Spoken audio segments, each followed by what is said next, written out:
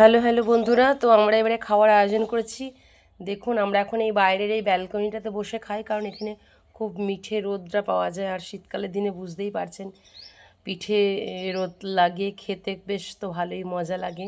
তো আজকে আমার লাঞ্চ মেনুতে কী কী আছে আপনাদের সাথে একটুখানি শেয়ার করে নিই। এটা দেখুন, লাল শাক ভাজা, এতে আছে মটরশুঁটি আর কালো জিরে বেগুন দিয়ে এটা আছে লাল শাক ভাজা। আর এটা আছে শিম বাটা, আর তার সাথে অল্প একটুখানি আলু ভাতে করেছি, তেল লঙ্কা দিয়ে মেখেছি। আর এখানে করেছি মটরশুঁটির বড়া, মটরশুঁটি আর মুসুর ডালের বড়া। আর এটা হচ্ছে বিট গাজর কুড়িয়ে বাদাম দিয়ে ভাজা। আর এখানে আছে মূলো আদা ভাজা। আর তার সাথে এটা আছে কলাইয়ের ডাল।